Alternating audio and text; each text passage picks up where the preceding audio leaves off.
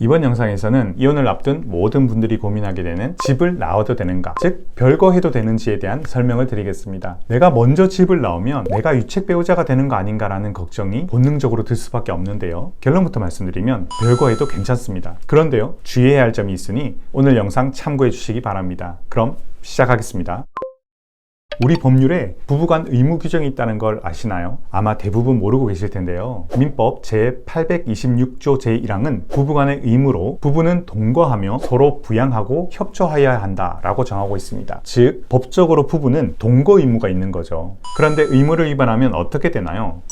보통 손해배상 책임을 지게 됩니다. 그래서 내가 먼저 집을 나오면 내가 유책 배우자가 되어서 상대방에게 위자료를 지급해야 할까봐 걱정이 되는 거죠. 그런데 제가 왜 별거해도 괜찮다고 말씀드렸을까요? 민법의 동거 의무 규정에는 이런 문구도 있기 때문입니다. 정당한 이유로 일시적으로 동거하지 아니하는 경우에는 서로 인용하여야 한다. 부부가 다른 지역에서 일을 하거나 입원 치료를 받거나 하는 경우가 대표적인 경우겠죠. 그런데요, 혼인 파탄에 이르렀다는 것도 별거의 정당한 사유가 될 수 있습니다. 배우자가 바람을 폈거나 가정폭력이 있거나 극심한 성격 차이로 혼인 파탄에 이르렀는데도 한 집에서 동거할 의무가 있다는 건 말이 안 되겠죠. 그리고 집을 나올 때는 상대방의 유책성을 입증할 수 있는 증거를 최대한 챙겨서 나오는 것 잊지 마시고요.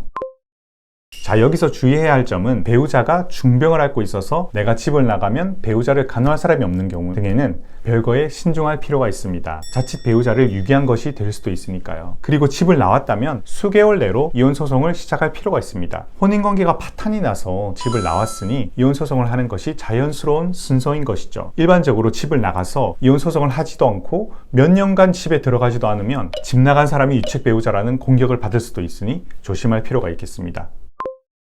물론 집을 나가면 아이들과 함께 살 곳이 마땅치 않은 경우도 있고요. 부부가 기존에도 각방 생활을 해온 경우에는 한 집에 살면서 이혼소송을 진행할 수도 있습니다. 실제로 그런 사례도 종종 있고요. 이때는 참 웃지 못할 상황이 발생하는데요. 이혼소장을 내가 살고 있는 집으로 보내게 되거든요. 이혼소장은 등기 우편으로 받게 됩니다. 가정주부인 아내가 남편을 상대로 이혼소장을 보냈는데 남편이 직장에 있는 낮 시간에 자기가 보낸 소장을 자기가 받게 되는 거죠. 그래서 법원의 등기 우편물 표지에는 피고의 배우자인 아내에게는 전달하지 말아달라고 써두게 되죠. 그리고 다시 반송이 됩니다.